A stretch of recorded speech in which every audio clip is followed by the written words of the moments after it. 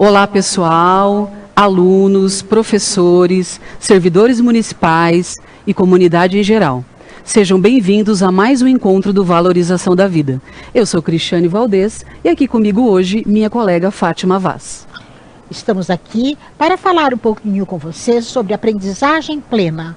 O que é isso? É a aprendizagem das emoções. Vamos partir essa tarde para trabalhar as emoções que estão dentro de cada um. Lembrando, Fátima, que nós estamos sem máscara porque estamos em um ambiente aberto e ventilado e cumprindo o distanciamento social. Para iniciarmos, eu convido você, aí em casa, a fazer uma reflexão conosco. Seja bem-vindo a este momento. Relaxe. Coloque-se em uma posição confortável. Pode ser sentado, com as pernas cruzadas ou com os pés tocando o chão. Deixe sua coluna da forma mais ereta possível, sem forçá-la. Relaxe seus ombros, relaxe seus braços, solte o seu corpo. Feche os olhos se puder. Coloque a mão sobre o abdômen, próximo ao umbigo. Inspire pelo nariz e encha os pulmões de ar. Sinta seu abdômen expandir. Para facilitar, você pode imaginar que está enchendo uma bexiga, que está dentro da sua barriga. Retenha o ar por 2 segundos, mantendo a barriga e os pulmões cheios. Expire lentamente pela boca, contando até 5. Esvaziando completamente o pulmão e o abdômen. Reinicie os movimentos após reter os pulmões vazios por 2 segundos. Vamos juntos? Coloque a mão sobre o abdômen, próximo ao umbigo. Inspire pelo nariz e encha os pulmões de ar. Sinta seu abdômen.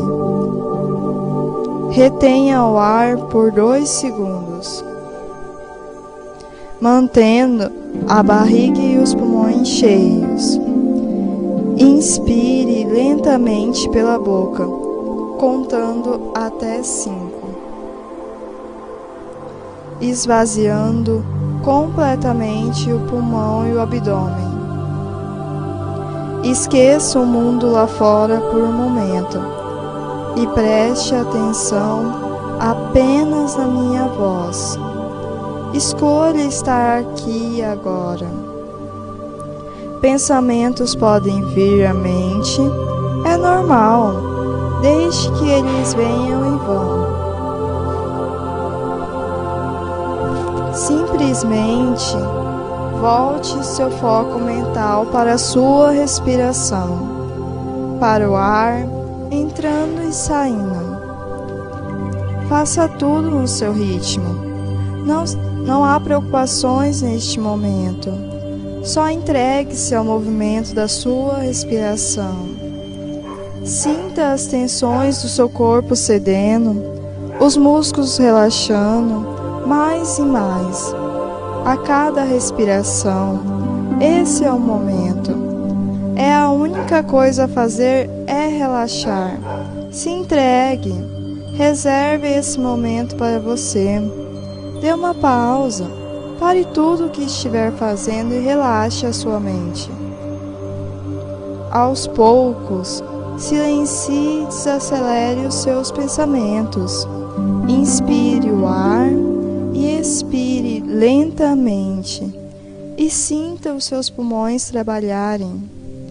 O movimento e a pausa tomam consciência do seu corpo e das sensações nele presente. Leveza ou densidade, relaxamento ou tensão. Simplesmente observe. Permita que cada exalação possa soltar e liberar todo e qualquer ponto de tensão e, ao mesmo tempo, aprofundar a sua conexão. Observe como tudo está em movimento, constantemente se transformando. Observe o ar que entra, o ar que sai e como naturalmente o seu corpo se desprende do velho para que possa receber o novo.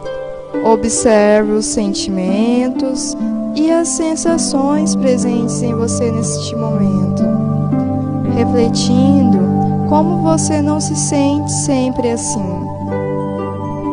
Cada dia é diferente, como tudo muda. Seu corpo se transforma todos os dias. Suas ideias mudam, seus gostos, suas opiniões e aprendizados. Seus pensamentos e sentimentos mudam. É a natureza do viver. Aprendizagem é mais do que deixar-se levar pelas mudanças. Mudança é o que acontece de fora para dentro e passa. Aprendizagem é o que ocorre de dentro para fora e fica. Concentre-se neste pequeno instante de mobilidade total, além de todas as movimentações da mente e do corpo. Contemple-se os sons. Perceba todos os movimentos, mas escute o silêncio. Permita-se ser guiado pela sua respiração. Sinta novamente a sua respiração, o silêncio, a paz. Aos poucos, retome a consciência do seu corpo para este momento, para este lugar, trazendo movimentos suaves, respirando profundamente e agradecendo este reencontro com a parte mais elevada do seu ser. Texto adaptado de Raíssa Zocal.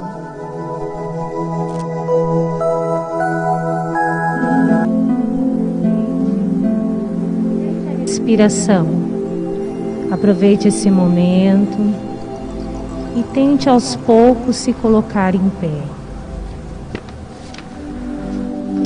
Inspire. Solte o ar devagar. Com a sua mão direita, puxe lentamente seu pescoço na direção do seu ombro. Inspire e solte o ar devagar. Volte. Com a sua mão esquerda, puxe lentamente a cabeça na direção do seu ombro. Inspire e solte o ar. Entrelace as duas mãos acima da cabeça e lentamente puxe seu queixo em direção ao peito. Inspire, solte o ar, volte à posição. Devagar relaxe seus ombros, fazendo uma leve rotação para trás. Inspire e solte o ar. Agora a rotação de trás para frente.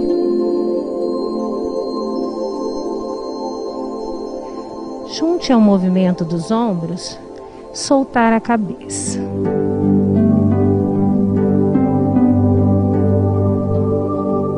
Faça uma leve rotação, como for confortável. Coloque a sua mão esquerda à frente do seu abdômen e a direita acima da cabeça.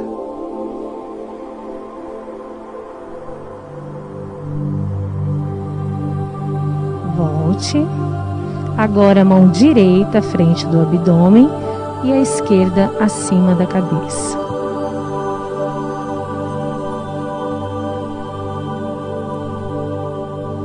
Muito bem. Agora as duas mãos à frente do corpo. Entrelace os dedos e desça até onde for confortável.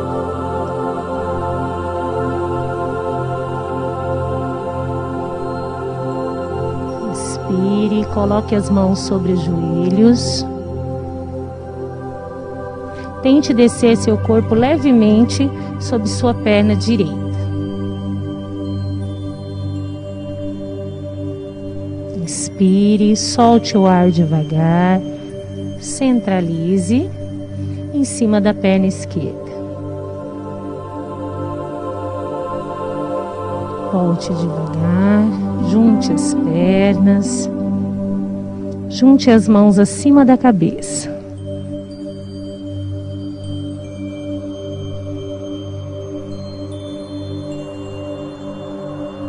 Relaxe o corpo até onde você conseguir.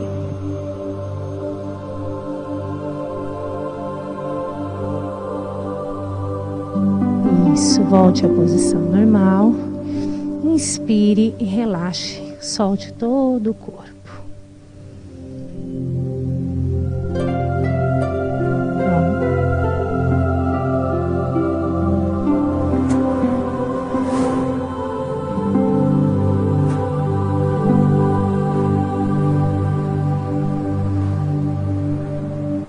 Agora que você já refletiu, relaxou, vamos começar?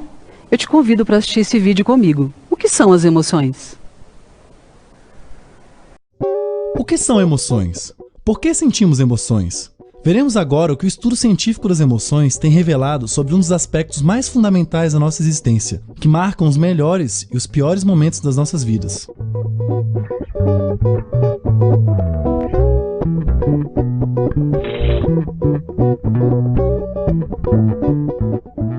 Emoções são estados mentais que resultam de mudanças no organismo em função de mudanças percebidas no ambiente. Esses estados mentais direcionam nosso comportamento visando aumentar a nossa capacidade de se adaptar a mudanças no ambiente. Nem sempre as emoções nos levam às melhores ações possíveis dentro de um contexto, mas de maneira geral elas são úteis e nos ajudam a nos proteger. Por exemplo, quando sentimos nojo do cheiro de um alimento, isso pode ocorrer porque o alimento está estragado e sentir essa emoção evita que você consuma algo que pode te fazer mal. Mas quando você sente medo até de estar na presença de outras pessoas e de interagir com elas, como acontece com pessoas que possuem fobia social, claramente essa emoção não te leva a um comportamento razoável. Existem pelo menos 7 emoções básicas e encontradas em praticamente todas as culturas ao redor do mundo: raiva, nojo, desprezo, tristeza, susto, felicidade e medo. Todas elas são facilmente identificáveis na face humana. Além das emoções básicas, também existem emoções que variam entre as culturas, como culpa e vergonha. Todas elas têm como características o fato de serem iniciadas rápida e espontaneamente, resultarem de uma avaliação automática do ambiente e durarem pouco. Na psicologia, consideramos que sentimentos são diferentes de emoções. Os sentimentos são o resultado da experiência subjetiva que temos ao vivenciar uma emoção. Ou seja, é a interpretação que fazemos do que aconteceu conosco quando sentimos uma emoção. Quando dizemos que estamos amando, felizes ou tristes, estamos expressando a nossa percepção sobre o que aconteceu conosco durante uma situação emocional. Em uma pesquisa sobre esse assunto, era pedido para as pessoas que elas tomassem o medicamento sem saber quais eram os efeitos dele. Depois, elas deveriam ir para uma sala, esperar o medicamento fazer efeito e preencher um questionário onde elas deveriam dizer como estavam se sentindo. Elas não sabiam, mas esse medicamento era uma dose de adrenalina. Na sala onde as pessoas estavam, havia outra pessoa, que dizia estar participando do experimento e que tinha tomado o mesmo medicamento. Essa pessoa dizia estar agitada e demonstrando alegria para um grupo de participantes, ou agressiva e demonstrando raiva para outro grupo. Todos tomaram adrenalina, mas aqueles que foram para a sala onde havia alguém alegre afirmaram que o remédio os deixou alegre, e os que estavam acompanhados de alguém mais agressivo relatavam estar com raiva. Essa pesquisa mostrou que, para a experiência da emoção, não basta levar em conta apenas mudanças fisiológicas. O rótulo que atribuímos a uma emoção também é importante.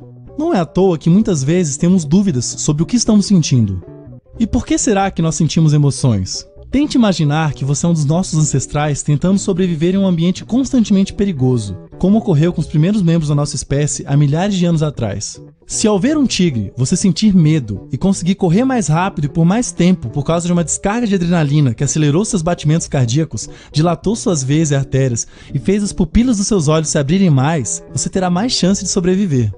Os indivíduos que possuíam essa capacidade provavelmente foram mais bem-sucedidos em se reproduzir e ao longo de milhares de anos, essa característica foi se tornando cada vez mais disseminada na população. Por conta de outras pressões evolutivas, a capacidade de sentir as outras emoções provavelmente também ajudou nossos antepassados a lidar com as demandas do seu ambiente.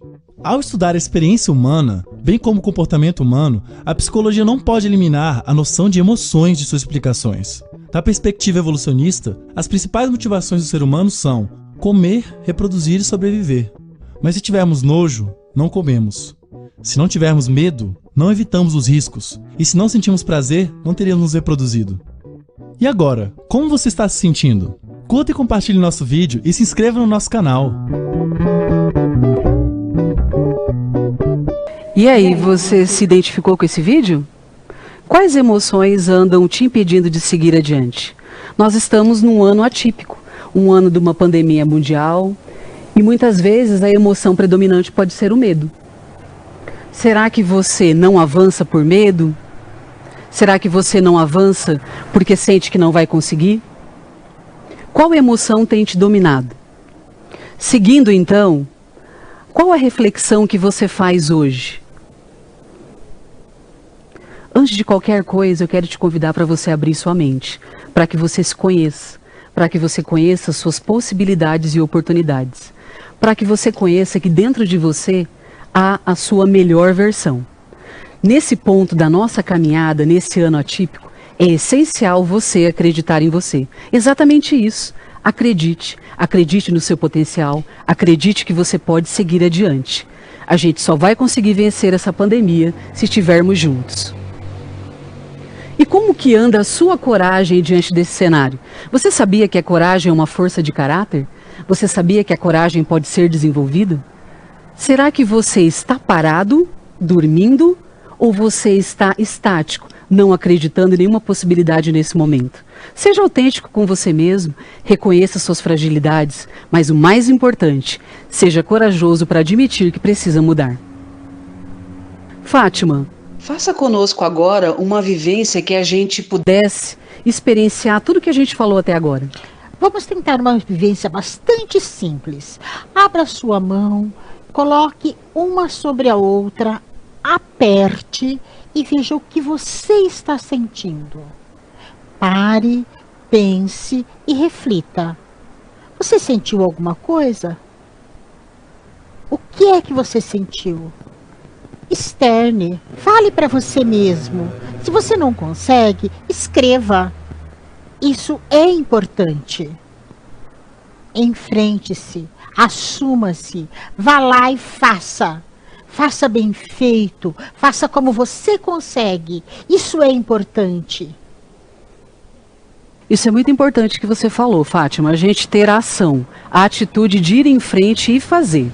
O que está te impedindo agora, quando você juntou as mãos e fez a reflexão que a Fátima propôs? O que te impede de agir?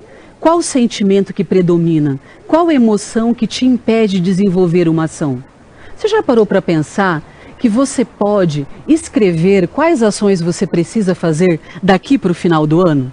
Qual atitude você tomou hoje em direção à sua vitória, à sua meta, ao seu objetivo? Que mudanças você precisa fazer agora, nesse momento? É muito importante que a gente tenha responsabilidade sobre nós mesmos, sobre nossa vida, porque você é o único responsável pela sua vida. Com certeza. Você está onde você se colocou. Você é responsável por tudo que te acontece. Para cada ação eu tenho uma consequência. Se eu não tomo uma ação, eu também vou ter uma consequência. Se eu tomo uma ação, eu vou ter uma outra consequência. Então saia da onde você está. Reconheça as consequências das suas ações. Você faz coisas que ninguém precisa pedir? Ou você espera que as pessoas te peçam para fazer? Você resolve problemas sem culpar alguém? Ou sempre a culpa é de alguém e nunca sua? Veja que isso é um pensamento automático que a gente faz. Muitas vezes a gente não encontra uma saída e prefere terceirizar a culpa. Mas isso não é de todo errado. Naquele momento, é esse mecanismo de defesa que você tem, culpar o outro. Mas eu e a Fátima te convidamos agora a você olhar para dentro. O que você tem feito para melhorar a sua qualidade de vida? Será que você conseguiu praticar um esporte? Será que você conseguiu olhar dentro de você e ver o que é que precisa mudar? Vamos buscar algumas estratégias? Vamos lá. Você consegue, você sabe selecionar o que é que você precisa fazer para realizar um objetivo, para conseguir pôr em ação um objetivo? Você identificou o que te distrai, o que é que consegue tirar a sua atenção quando você precisa realizar alguma coisa? Você sabe dizer não a algumas coisas que precisam ser ditas? Como que você acha que pode aumentar a sua produtividade? Vamos refletir? A aprendizagem plena que a Fátima falou no início é essa aprendizagem de nós mesmos. Reconhecer as nossas emoções, nossos sentimentos, nossas fragilidades e pontos de melhoria. A maioria das pessoas não planeja fracassar. Fracassa por não planejar. Então o planejamento ele é necessário.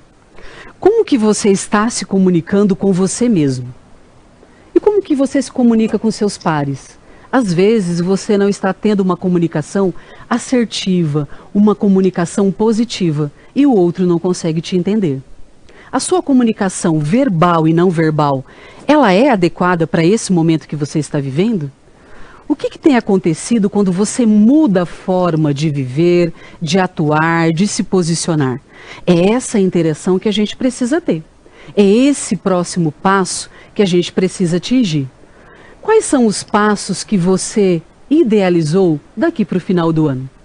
Nesse ano que a gente já falou, eu e a Fátima, um ano atípico, um ano diferente, um ano que requer muita resiliência. Se você já pensou nas suas metas, quais recursos você precisa para chegar lá? Você já pensou nisso? É importante que você pare, né? A gente sugere, né, Fátima, depois da meditação, do relaxamento, pegar um papel e escrever onde eu quero chegar. Mas onde eu quero chegar e dizer como irei chegar lá e quando. Qual o caminho? A gente precisa escrever isso, colocar no papel e ler isso. E a Fátima sempre diz que a gente precisa dizer isso, né, Fátima? Nós precisamos falar para nós mesmas. A gente precisa ouvir a nossa voz, para que isso seja inculta dentro de você e consiga realmente traçar os seus objetivos, alcançá-los e caminhar, mas um caminho com segurança, um caminho com direção. E tudo isso, o que nos leva? Como que nós conseguimos isso? O quanto que você crê que você consegue alcançar o que você determinou para você? Você consegue sentir-se? Você é refém da tua programação? Ou você consegue entender tudo isso, fazer acontecer e alcançar a tua meta? Está na hora de não perder mais tempo criticando, ou então querendo que tudo aconteça sem uma margem de erro, sem que as pessoas falem de você. Esqueça tudo isso. Você consegue, você é capaz, você vai além. É só traçar os teus objetivos e ir em busca dos mesmos. Você pode sim ter uma atitude diferente, você pode agora trilhar um novo caminho, você pode agora, nesse momento de pandemia, buscar ajuda com a sua rede de apoio. Familiares, amigos, pessoal da escola, quem você sente apoio e confiança para te ajudar nesse momento. Eu e a Fátima costumamos dizer, né, Fátima, que uma dor compartilhada, ela dói menos. Então, juntando coragem com vontade, determinação com estratégia, otimismo, fé em si mesmo, fé que essa pandemia vai passar, fé no país, inteligência com competência e amor com amor, os objetivos que nascem dentro de nós podem se tornar reais. Então a gente te convida nesse momento a você fazer essa reflexão. Onde eu estou? Em que parte eu parei? Por que parei? O que eu quero, né, Cristiane? Isso. O que será que eu quero para meu aluno? O que eu quero para mim? O que eu quero para as pessoas que convivem comigo? E vamos buscar esse querer. Fátima, seria interessante a gente trazer agora uma reflexão final de tudo que a gente vivenciou, né, aqui hoje, desde a meditação, desde o relaxamento, do alongamento, e você tocou num ponto super importante. Essa aprendizagem de mim mesma, ela vai ter um impacto na escola, vai ter um impacto na aprendizagem. Como que seria isso, Fátima? Olha, buscando estratégias novas para poder entender o que é que meu aluno precisa. Eu preciso ensinar tal coisa. Eu vou ter que buscar outras estratégias, outras formas de caminhar. E é através dessas novas formas de caminhar que eu consigo chegar ao meu aluno e estabelecer nele uma aprendizagem plena, uma aprendizagem com emoção, uma aprendizagem que realmente vai ficar para sempre. Você pode sim buscar a sua melhor versão de si mesmo, você pode fazer uma atividade física como a Fátima falou, você pode hoje ler aquele livro que está na sua cabeceira de cama e que nunca foi aberto, você pode sim mudar a sua alimentação, você pode sim filtrar as informações que a gente vem recebendo nesse momento de pandemia, que são informações negativas, ruins, né, Fátima? E que a gente precisa ter esse filtro. Você pode sim cuidar de si mesmo.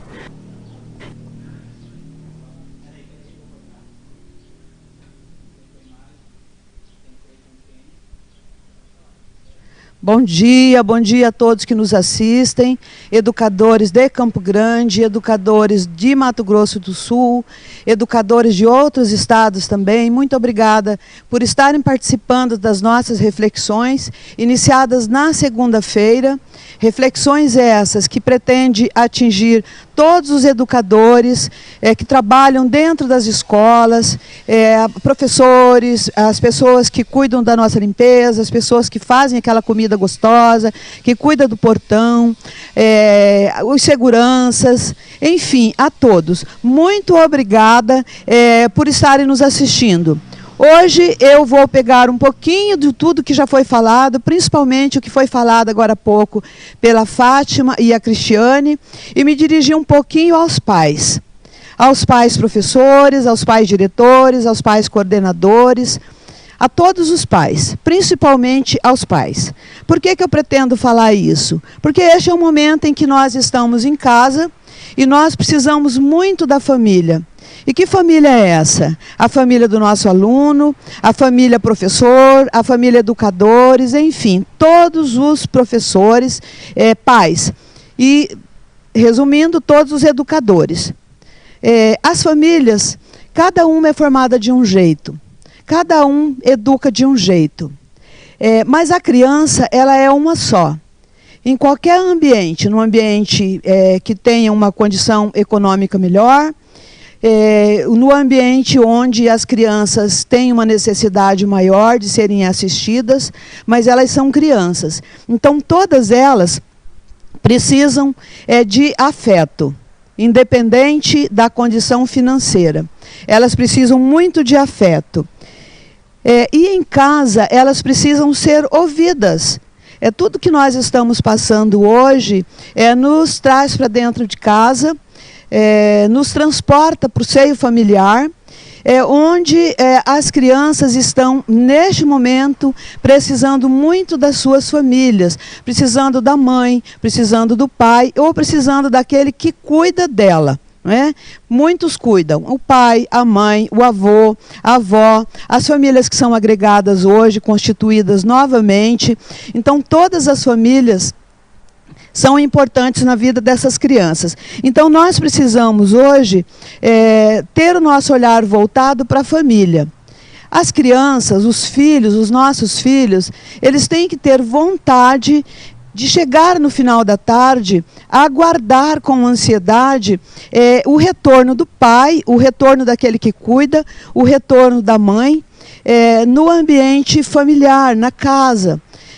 Então eles não podem ter medo desta espera, dessa chegada, mas eles têm que ter a ansiedade, a alegria de receber a família, o pai ou a mãe ou quem cuida, no final da tarde ou no horário do almoço, no horário que eles retornam para casa. Este momento é muito importante. Nós estamos vivendo agora um momento em que a gente precisa muito do diálogo. E eu vou me reportar um pouquinho aos professores, pais, que muitas das vezes a gente cuida dos filhos dos outros, porque nós vivemos com essa atenção voltada para os filhos dos outros e nos esquecemos dos nossos filhos que estão em casa, que também precisam dessa atenção nossa. Então, quando eu falo do pai professor, da mãe professora, da família dos professores, eu também fico muito preocupada como é que essas famílias estão hoje dentro de casa, ou anteriormente à chegada dessa pandemia, não é? Justamente porque nós nos dedicamos muito à família dos outros. Ah, professora, mas está errada essa dedicação? Não, não está errada. Nós escolhemos essa profissão, não é? A profissão da dedicação aos filhos dos outros, que no momento em que eles estão na escola, estão conosco, eles passam também a ser os nossos filhos naquele momento. Então, o cuidado que nós temos com essas crianças são imensos. É um cuidado de amor, de afeto, de dedicação, daquele cuidado de ensinar, daquele afeto que muitas das vezes eles buscam na escola. E hoje, nessa ausência da escola, onde muitos deles encontram este afeto, este ombro para poder desabafar, para poder ser ouvido, ele está ausente. Vocês estão à distância hoje, como nós estamos aqui, à distância também. Mas à distância, a gente também pode ter uma demonstração de afeto, não é? De amor. E como é que a gente faz isso? Com uma palavra, não é? Com um sinal de afeto, de amor, de aconchego, com o olhar, não é? Que eu estou observando aquele aluno que está distante. Então eu, professora hoje, eu, educador que está dentro da escola, todos os que estão dentro da escola, podem fazer essa demonstração de afeto. E daí eu volto para a questão das famílias, que muitas das vezes as famílias falam, mas eu não estou preparado para poder lidar com essa questão dentro de casa. Todos nós, embora a gente já tenha uma idade bastante experiente, nós tivemos uma família, ou temos uma família. E a nossa infância, ela fica sempre muito marcada por coisas positivas e por também algumas coisas negativas. O que é negativo, eu penso que a gente tem que pegar como uma forma de fortalecimento, e quando eu não conseguir jogar fora este fato negativo que aconteceu comigo, eu tenho que procurar ajuda. E é isso que nós estamos fazendo aqui. Não é? Um trabalho com as psicólogas, com o grupo que trabalha com o aluno e com o adulto também, para que quando eu não der conta de jogar fora o meu sofrimento sozinho, daí eu vou procurar ajuda, não é? Como é que a família pode ajudar em casa? Todo mundo, eu volto a dizer, nós tivemos uma infância, nós tivemos um aconchego familiar. Na infância, nós sempre gostamos, e fica marcado na nossa vida, uma história que o pai ou a mãe conta, ou que a avó ou o avô conta, ou alguém da nossa família conta. Isso fica marcado como ficou marcado na minha infância. Quando o pai chegava, embora ele não sabia tocar um violão, mas ele pegava um violão, sentava, dedilhava, para que a gente pudesse então ficar perto dele. Não é? E isso marcou a minha infância. Como marcou também a minha infância, quando o pai levantava à noite, a mãe, e ia lá saber como é que a gente estava. Se estava com aquele cobertor quentinho, se estava dormindo, como é que nós estávamos. Então isso qualquer família pode fazer. Sentar e contar uma história, retomar aquelas brincadeiras que estão muito distantes de nós, que ficaram na infância e hoje a gente não faz mais, mas nós podemos retomar hoje, nesse momento que nós estamos em casa, que é brincar de amarelinha, contar uma pequena história, brincar do telefone sem fio, lembrar das cantigas de roda, contar uma história que o avô ou a avó contava, não é? Então a gente tem o que fazer quando eu não tenho uma formação escolar, uma formação acadêmica, para trabalhar com as crianças as tarefas, os deveres de casa. Então, isso vai agregar muito e vai ajudar muito para que lá na frente essas crianças também poderão constituir a sua família com um exemplo de família que ela teve, não é? A família pode ser pobre, a família pode ter uma condição econômica melhor, mas ela pode acolher os seus filhos, para que isso não fique marcado. Não é? O que fica marcado na infância? Quando o pai grita, quando o pai desaprova uma atitude, quando o pai trata mal, quando o pai dá um castigo muito duro, isso aí marca muito a infância negativamente. Então, as conversas, o escutar, que a gente tem falado desde segunda-feira, do ouvir, do escutar, do olhar, isso é muito importante neste momento em que muitos estão ficando doentes dentro de casa, né? Então, o diálogo, ele aumenta a interação entre os membros da família, né? Os membros familiares. A conversa entre pai e mãe, quando for, por exemplo, uma discussão mais forte, que a gente precisa colocar alguns pontos, né, arrumar, digamos, esse relacionamento, eles não podem ser discutidos na frente das crianças. Ele tem que ser um pouquinho mais individual, do pai com a mãe. Não é? Daquelas pessoas que cuidam distante das crianças, para que não amedrontem as crianças com uma discussão mais acalorada, né, que muitas das vezes acontece dentro dos nossos lares. Então, este momento é um momento muito importante que nós estamos vivendo. Eu quero falar também um pouquinho do momento das refeições em casa, não é? Mas eu não almoço em casa, eu não tenho um café da manhã, eu não tenho um jantar. Se eu tiver um chazinho à noite, com uma fatia de pão, eu devo fazer isso junto com a minha família, junto com os meus filhos, porque esse é o momento onde nós iremos ouvir aquilo que foi realizado durante o dia, conversar com as crianças, conversar com a esposa com o esposo, para saber como foi o seu dia, como é que a gente pode estar ajudando ou melhorando essa família. Então, o momento de reunião familiar em uma refeição é extremamente importante. Volto a dizer, mas eu não tenho um jantar, eu não tenho um almoço, mas eu posso sentar numa mesinha, num banquinho, todos juntos ali e socializar o dia, como é que foi o dia, não é? Hoje a gente não faz mais a refeição no coletivo, a maioria das famílias não fazem. Às vezes pega o prato, vai para frente da televisão, vai para o quarto. Vamos organizar essa nossa família nesse momento. Eu acho que hoje é o momento da gente buscar esse fio que se perdeu, não é? Durante praticamente esses 4 meses que nós estamos em casa, organizar a família, porque há tempo de nós retomarmos esse momento familiar e sair dessa pandemia melhores. Nós não podemos sair piores, nós temos que sair melhores dessa pandemia. E para melhorar, eu tenho que ter vontade, eu tenho que ter diálogo, eu tenho que participar, sair do trabalho e ir para casa, não é, para encontrar a minha família, ter uma comunhão juntos, não é, que é da refeição, ou é uma interação social, porque as crianças estão longe da escola, que é o outro ambiente social delas. Elas não estão interagindo. As crianças gostam de brincar, gostam de abraçar, gostam de beijar, gostam de interagir com os colegas, com os servidores da escola.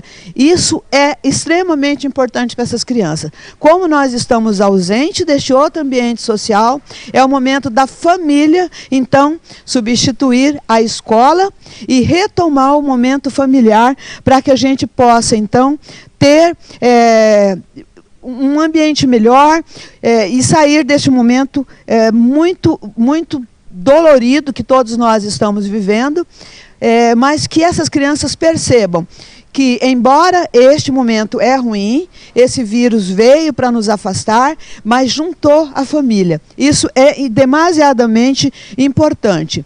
Ter o cuidado nas falas com as crianças, não mandar calar a boca, saia daí, não é pensamentos negativos. Observar mais, fazer as correções, né, de uma forma afetiva, de uma forma amorosa, carinhosa, sem gritos, sem espancamentos, sem castigos extremamente marcantes para essas crianças, mas de uma forma que a família, o pai, a mãe ou quem cuida deles, não é? Porque daí muitos são cuidados por outras pessoas, mas que ele perceba que ele está sendo corrigido para melhorar, com amor, com afeto, porque quem corrige ama, não é? Este momento em que eu estou dentro de casa, eu vou observar melhor esses meninos, se eles estão dando conta das suas tarefas. Quais são essas tarefas? Né? Quais são essas tarefas? Só a tarefa escolar? Não. Também a gente tem que educar para que eles tenham uma disciplina, não é?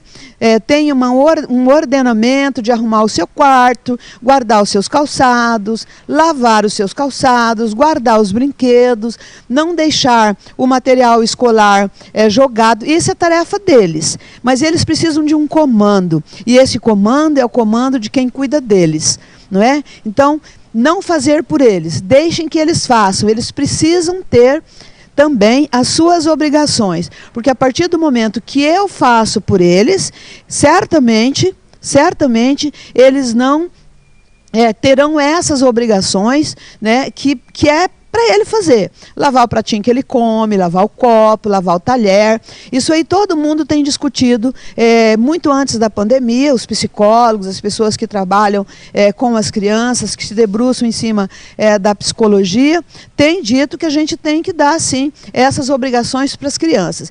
Ah, mas aí eles não vão saber fazer. Sabem sim. Não é? No momento vai ser complicado, mas eu coloco ali, né? Eu escrevo, eu coloco a tarefinha, eu distribuo a tarefa para cada um, para que eles também se ocupem e façam deste momento um momento de aprendizado, não é? Eu quero dizer também que educar dá muito trabalho, não é fácil educar dá muito trabalho, eu preciso ter tempo para isso. E para eu fazer isso, eu preciso também me organizar. O que é que eu vou fazer com os meus filhos hoje? Eu posso sair para o quintal e apreciar o céu, que muito tempo eu não faço isso, não é? De olhar para o céu para ver as estrelas que estão brilhando, para ver se tem uma lua naquele dia. Eu posso sair para o quintal e plantar um canteirinho de cebolinha. Eu posso sair para o quintal e sentar debaixo de uma árvore, se eu tenho, e ficar com as minhas crianças, pedir para eles relatarem o que é que foi feito naquele dia, como é que foi o dia deles, o que é que foi positivo, o que é que eles não gostaram. Por isso que eu digo que educar dá trabalho, porque eu preciso me dedicar, eu preciso ter tempo de qualidade. Se for 15 minutos, esses 15 minutos deverão ser de extrema qualidade com os meus filhos, não é? Eu não preciso ficar o dia inteiro com ele, porque às vezes eu fico o dia inteiro, mas a qualidade é negativa. Então eu posso ficar 15 minutos, eu posso ficar meia hora, mas eu me dediquei naquele momento para os meus filhos. Volto a dizer, educar dá muito trabalho. A gente precisa fazer escolhas. Se eu quero ter filhos, eu preciso compreender que eu preciso ter trabalho, que eu preciso me dedicar a eles, que eu sou o exemplo. O pai, a mãe ou quem cuida é o exemplo. E nós somos arrastados pelo exemplo. Se o pai dá um mau exemplo, as crianças olham e elas vão copiar este exemplo, não é? Se o pai, a mãe ou quem cuida deixa as coisas esparramadas, as crianças vão seguir neste caminho também. Então o pai e a mãe são exemplos. Exemplos de de amor, exemplo de afeto, exemplo de cuidar, exemplo de responsabilidade.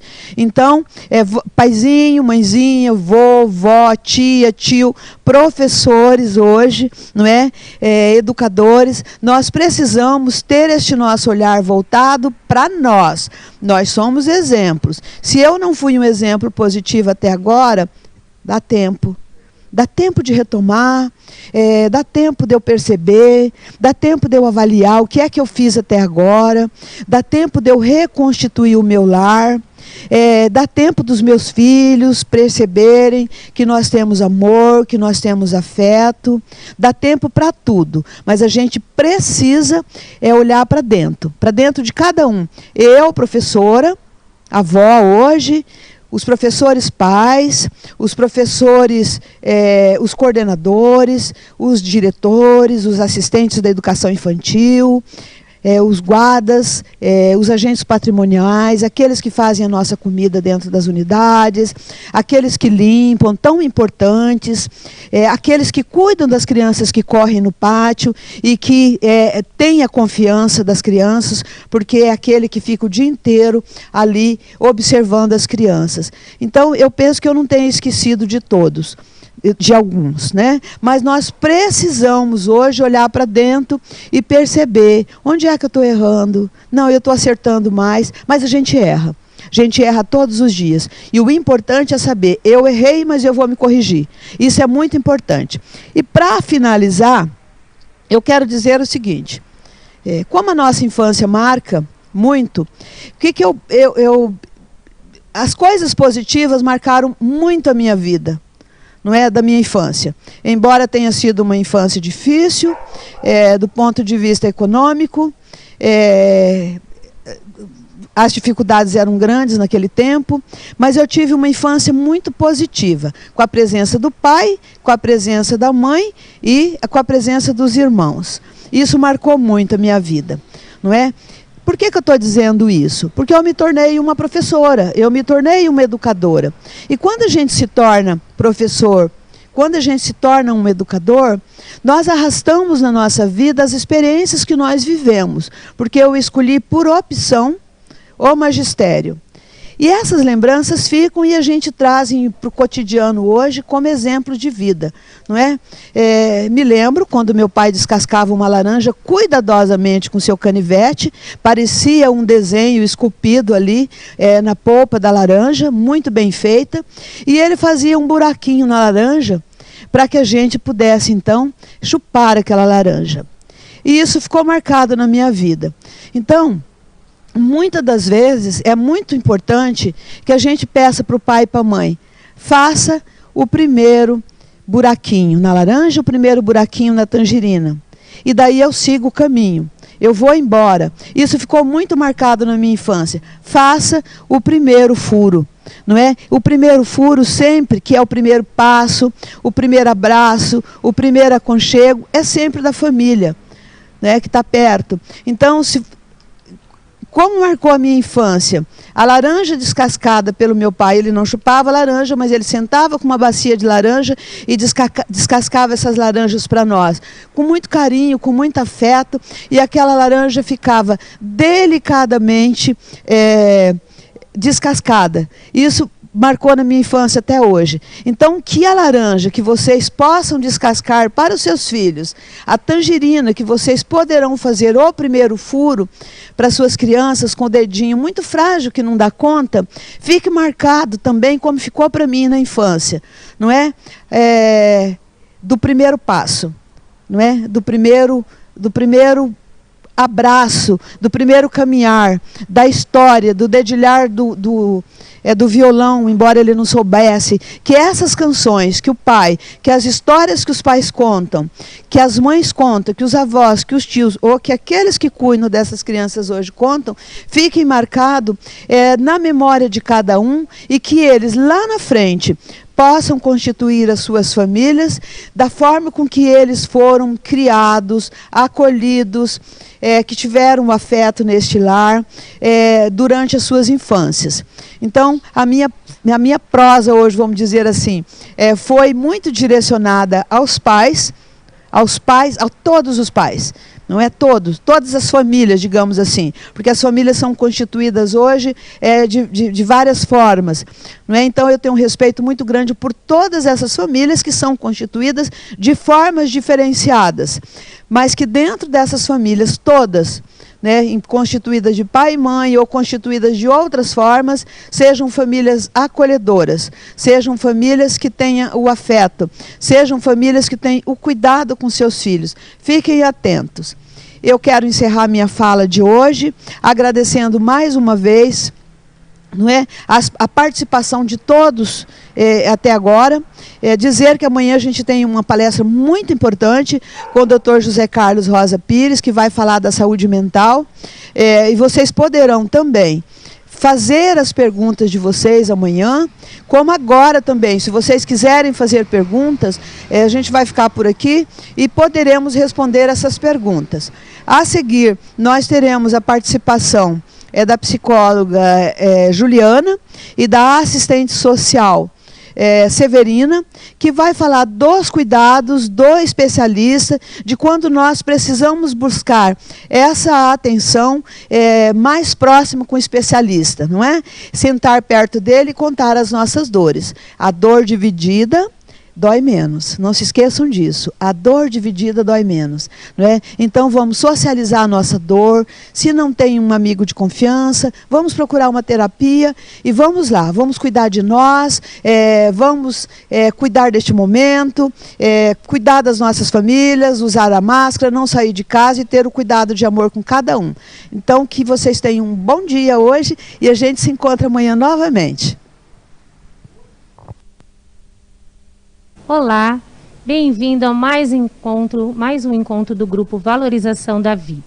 Hoje o Grupo Valorização da Vida conta com a presença das técnicas do psicossocial Juliana e Severina, que hoje vão contribuir com a palestra A Importância do Tratamento Psicológico. Olá, eu sou Juliana, psicóloga, trabalho no setor psicossocial da Secretaria Municipal de Educação, já há um bom tempo, com a minha colega de trabalho, Severina. Severina, assistente social. Ok. Hoje vamos trazer algumas informações sobre o tratamento psicológico, ou seja, a psicoterapia. Sabemos que muita gente conhece, já passou por tratamento psicológico, mas tem muita gente que não sabe muito bem do que se trata, tem algumas dúvidas sobre o que é a psicoterapia. Bem, psicoterapia é o tratamento da mente. Assim como o corpo adoece, a mente também pode adoecer, e adoece muito mesmo. É aí que precisamos procurar um psicólogo, um psiquiatra, que é quem lida com essas questões emocionais. E eu ressalto que não devemos ter vergonha de buscar ajuda para solucionar ou aliviar o nosso sofrimento mental. Não temos que passar a vida toda refém de um trauma psicológico, nem nos utilizarmos de mecanismos de defesa que muitas vezes são prejudiciais para a nossa vida. Bem, entrando nas particularidades de como funciona a psicoterapia, vamos começar pelo número de sessões. Porque às vezes surgem muitas dúvidas de como se é por muito tempo, se é por pouco tempo. Então a gente vai fazer uma breve explanação de como seria esse tratamento. As sessões elas podem ser semanais, ou podem ser mensais, podem ser quinzenais, né, mais propriamente falando, mas às vezes o terapeuta ele vê a necessidade de que seja feita várias vezes na semana, 2 vezes, 3 vezes na semana. Então tudo isso é conforme a avaliação do psicólogo. Ele é que vai avaliar, ver qual é o estado emocional, né, que você está, e ele vai determinar então qual é a frequência necessária para esse atendimento. E o atendimento, ele pode ser tanto individual, pode ser em grupo, pode ser uma terapia de casal também, né? Tudo isso conforme o caso que vai ser analisado. Existem diferentes tipos de abordagens, como por exemplo, a psicanálise, a cognitiva comportamental, a psicodinâmica e muitas outras. Mas apesar de das técnicas serem diferentes, todas elas envolvem o falar e o escutar. Todas elas têm o objetivo de compreender as causas de seu sofrimento e fornecer ferramentas para que você lide construtivamente com a sua dor emocional, causada por traumas que certamente são originados na infância. E, assim, o papel do terapeuta, ele deve ser neutro, no sentido de não julgar a pessoa, mas sim buscar os motivos conscientes ou inconscientes do problema. E o papel do cliente é falar abertamente dos seus problemas, né? Sem ter medo, sem ficar com vergonha, porque ele não vai ser julgado. É diferente de um bate-papo, por exemplo, com um amigo. Para que vocês juntos possam construir, você e o terapeuta, consigam identificar e ressignificar sentimentos e comportamentos que estejam perturbando. E você ainda tem a segurança de que esse profissional, ele é um profissional que ele trabalha com a ética, com o sigilo. Então isso não vai ser divulgado para ninguém, né? E então você tem essa segurança de que vai haver o sigilo, que isso é muito importante, né? E o importante, né, Juliana? Sim. Porque ele saber que aquele espaço é o espaço dele, né? Que ele pode falar o que ele quiser naquele momento e que aquilo não vai sair daquele lugar, como você já disse, é o sigilo profissional, né? Ele não vai, dali aquela conversa não vai sair. Exatamente. E essa segurança. Exatamente. Né? E isso é muito importante, porque a gente tem dificuldade em confiar, em conversar, contar os nossos problemas para algumas pessoas, exatamente por conta de que você não sabe o que ele vai fazer com isso, né? E com o profissional é diferente. Ele é neutro, ele não vai estar ali te julgando e, ao mesmo tempo, ele vai ter ali a questão do sigilo, porque é até uma questão ética, né? Você pode até processar um profissional no caso de um vazamento de uma conversa sua. A menos que seja necessário que essa conversa vaze. No caso, por exemplo, se você relata pensamentos suicidas, ele, obrigatoriamente, ele precisa de avisar um familiar, né? Então ele precisa tomar essa providência. Aí, nesse caso, a gente se resguarda, né? A gente pode falar, senão, de outra maneira, não. O tratamento, ele pode ser com um psicoterapeuta, ou pode ser também com o psiquiatra. Então, a psicoterapia, ela trabalha as causas do problema. O psicólogo, ele trabalha com a fala, ele trabalha as causas. E o medicamento, ele atua nos sintomas da causa. Né? Então, por isso que é importante, às vezes, você trabalhar das duas maneiras. Você vai à psicoterapia e, às vezes, quando é necessário, você também toma a medicação. Tá? Mas é receitada pelo psiquiatra, exatamente. No caso, né? Só quem pode receitar é o psiquiatra. O psicólogo, ele não pode receitar. Segundo o psiquiatra César Vasconcelos, no programa Claramente, que é um programa que a gente assiste bastante, né? É bastante fã. Né? Ele traz uma relação bem interessante para que você possa identificar quando é que você precisa de um tratamento psicológico, você ou sua família ou algum conhecido. Então, eu vou ler para vocês, né, essa relação para que vocês possam, de repente, se identificar. Então, ele diz assim, que se você se sente sobrecarregado, sem esperança, triste por longo tempo, sem alívio, é um dos motivos que você precisa de procurar a psicoterapia. E ele continua ali, ele elenca várias situações em que você pode identificar e procurar o psicólogo. Se os seus problemas não melhoram, apesar de seus esforços e ajuda da família e dos amigos.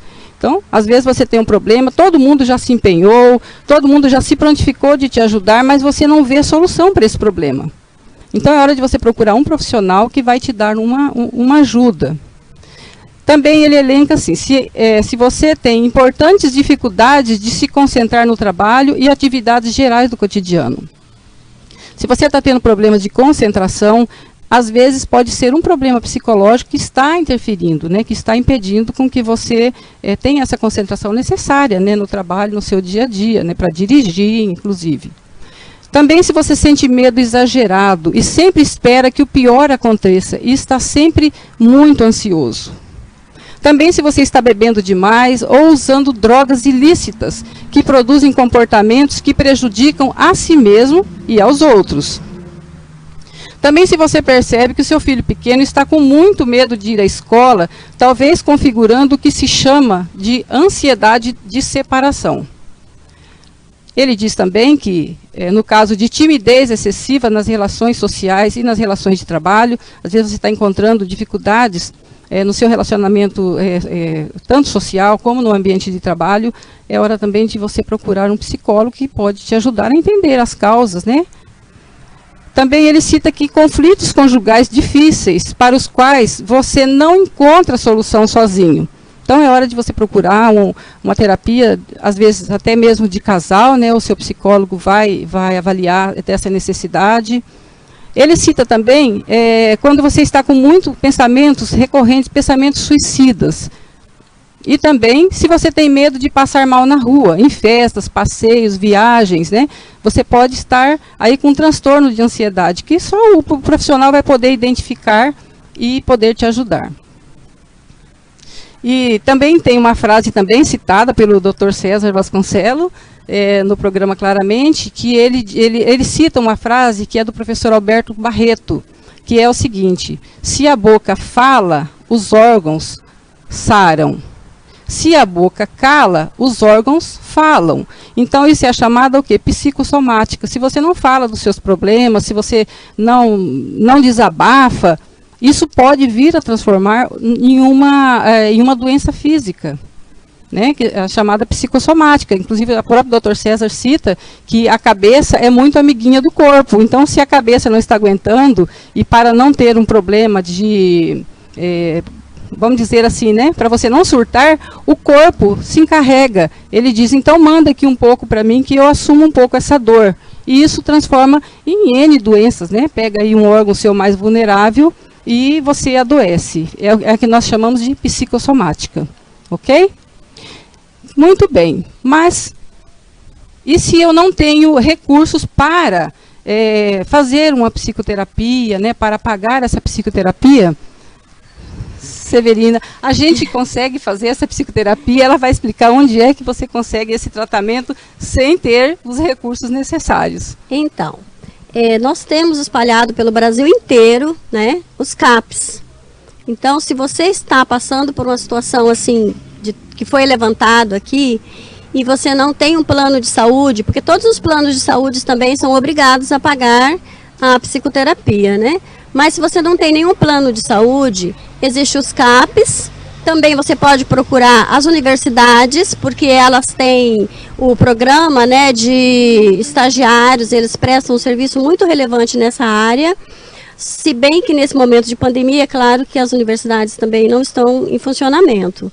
Mas os CAPs estão de portas abertas, é demanda espontânea. Então você não precisa marcar, você pode chegar, ter o acolhimento, é feita uma avaliação, você passa primeiro por um psiquiatra e o psiquiatra vai te encaminhar para uma terapia. Então assim, falar que não tem onde procurar ajuda não é verdade. Existe sim, no Brasil inteiro os CAPs estão aí para isso.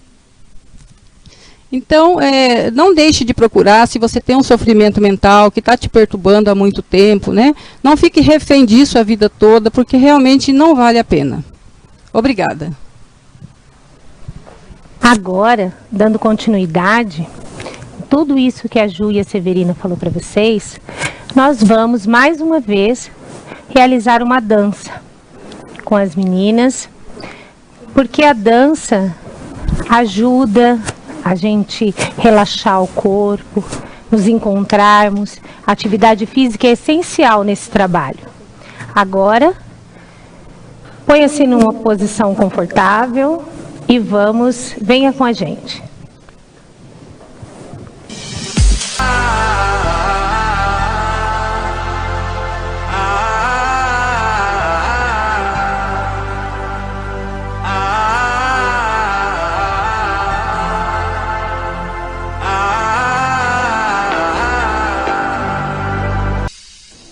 Obrigada.